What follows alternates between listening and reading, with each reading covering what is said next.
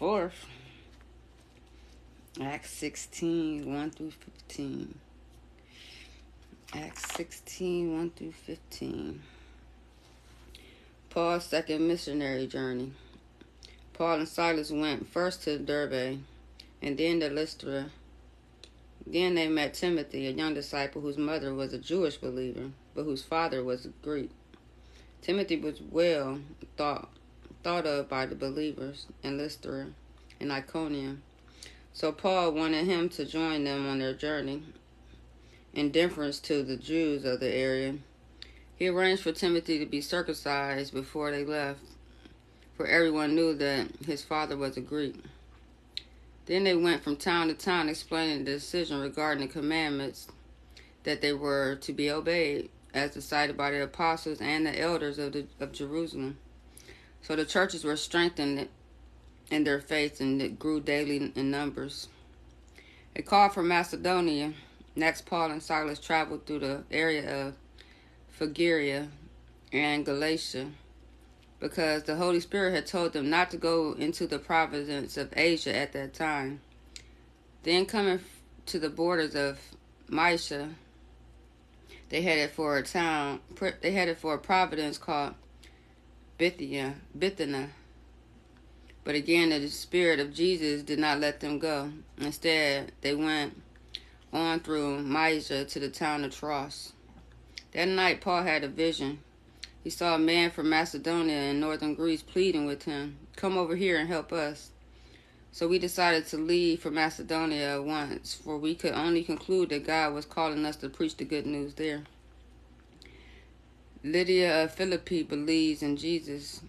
We boarded the boat of Troas and sailed straight across to the island of Samothrace, and the next day we landed at Neapolis.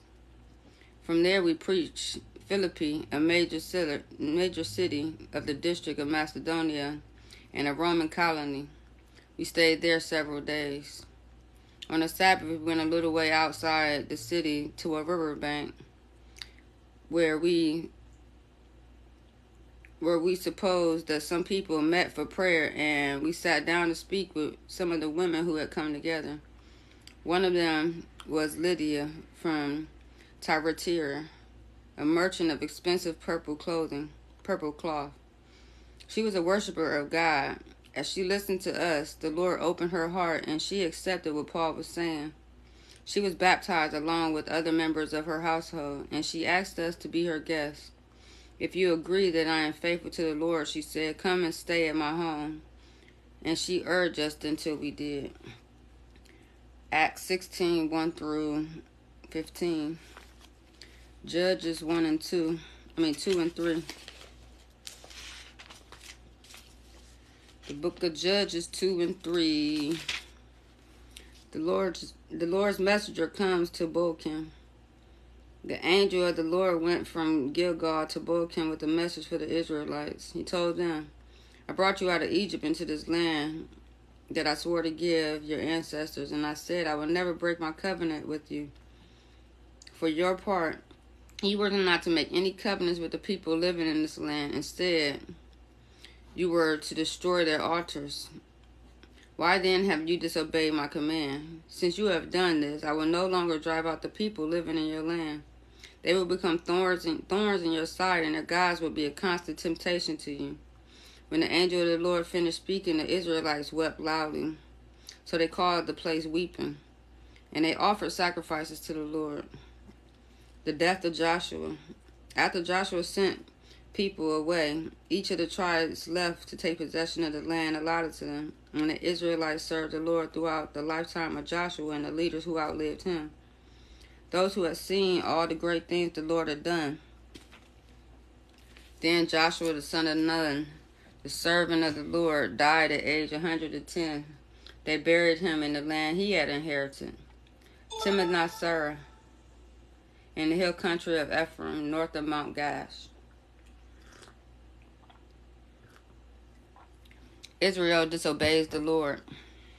After that generation died, another generation grew up who did not acknowledge the Lord or remember the mighty things he had done for Israel. Then the Israelites did what was evil in the Lord's sight, and they worshipped images of Baal. They abandoned the Lord, the God of their ancestors who had brought them out of Egypt. They chased after other gods, worshiping the gods of the people around them, and they angered the Lord. They abandoned the Lord to serve Baal and the images of Asheroth. This made the Lord burn with anger against Israel, so he handed them over to martyrs who stole their possessions. He sold them to their enemies all around, and they were no longer able to resist them. Every time Israel went out to battle, the Lord fought against them, bringing them defeat, just as he promised, and the people were very distressed. The Lord rescues his people. Then the Lord raised up judges to rescue the Israelites from their enemies. Yet Israel did not listen to the judges, but prostituted them to the other gods, bowing down to them.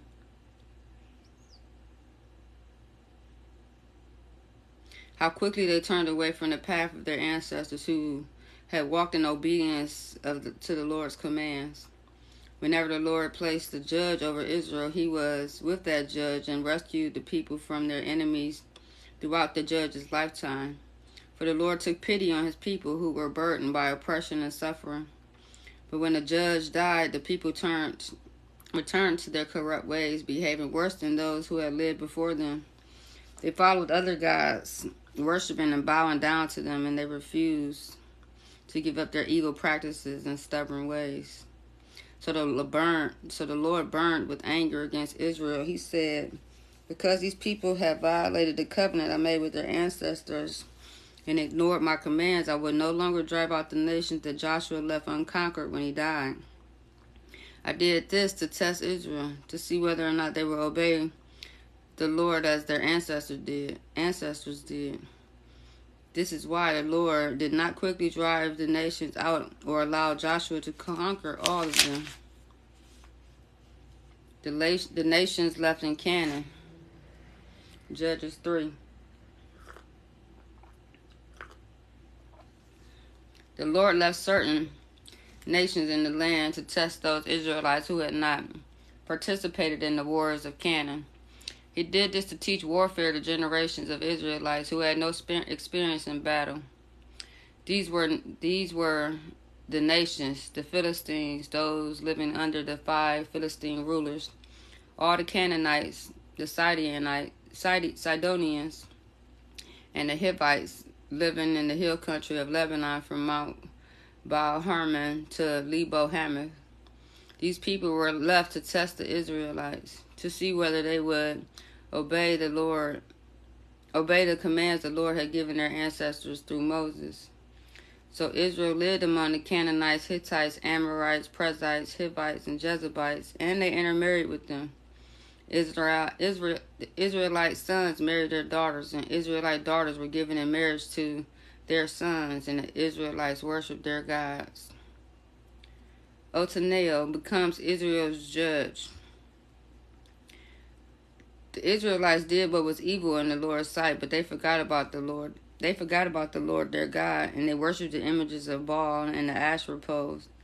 Then the Lord burned with anger against Israel, and he handed them over to King Cushan Rithman of Aram Naharaim, and the Israelites were subject to Cushan Rithman for 8 years. But when Israel cried out to the Lord for help, the Lord raised up a man to rescue them. His name was Othniel, the son of Caleb's younger brother, Kenaz. The Spirit of the Lord came upon him, and he became Israel's judge. He went to war against King Cushan Rithman of Aram, and the Lord gave Othniel victory over him. So there was peace in the land for 40 years. Then Othniel, son of Kenaz, died. Ehud becomes Israel's judge. Once again, the Israelites did what was evil in the Lord's sight.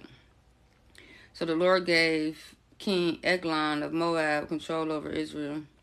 Together, the Amorites and the Amalekites, Eglon, attacked Israel and took possession of Jericho, and the Israelites were subject to Eglon of Moab for 18 years. But when Israel cried out to the Lord for help, the Lord raised up a man to rescue them. His name was Ehud. son of Gera, of the tribe of Benjamin, who was left-handed. The Israelites sent Ehud to deliver their tax money to King Eglon of Moab. So Ehud made himself a double-edged dagger that was 18 inches long, and he strapped it to his right thigh, keeping it hidden under his clothing. He brought the tax money to Eglon, who was very fat. After delivering the payment, Ehud sent home those who had carried the tax money. But when Ehud reached the stone carving near Gilgal, he turned back. He came to Eglon and said, "I have a secret message for you." So the king commanded his servants to be silent and sent them all out of the room.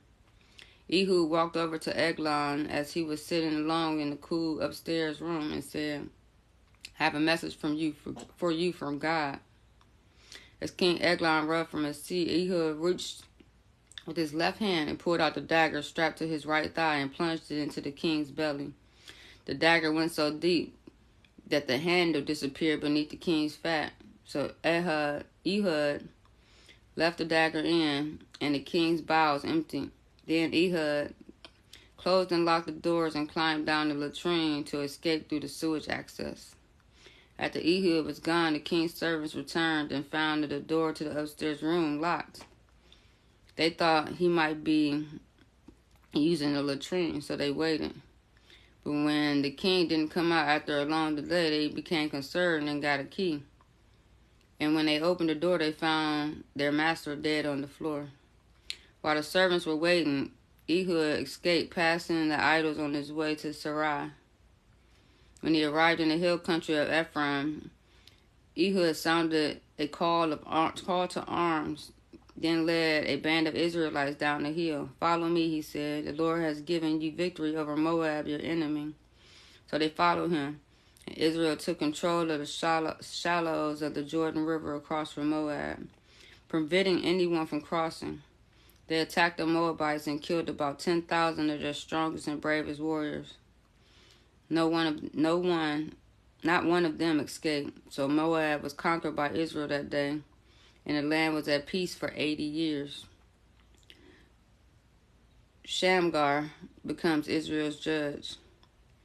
After Ehud, Shamgar, son of Anath, rescued Israel. He killed 600 Philistines within Oxgad. Judges 2 and 3. Job 34. Job 34.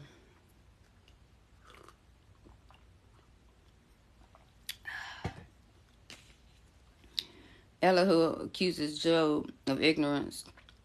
Then Elihu said, "Listen to me, you wise men. Pay attention, you who have knowledge. Just as the mouth tastes good food, the ears test the words it hears. So let us discern for ourselves what is right. Let us learn together what is good. For Job has said, 'I am innocent, but God has taken away my rights. I am innocent, but they call me a liar. My suffering is incurable, even though I have not sinned.' Has there ever been a man as arrogant as Job? With his thirst for irrelevant talk, he seeks the companionship of evil people. He spends his time with wicked men. He has even said, 'Why waste time trying to please God?' Listen to me, you who have understanding. Everyone knows that God doesn't sin. The Almighty can do no wrong. He repays people according to their deeds. He treats people according to their ways. There is no truer statement than this. God will not do wrong.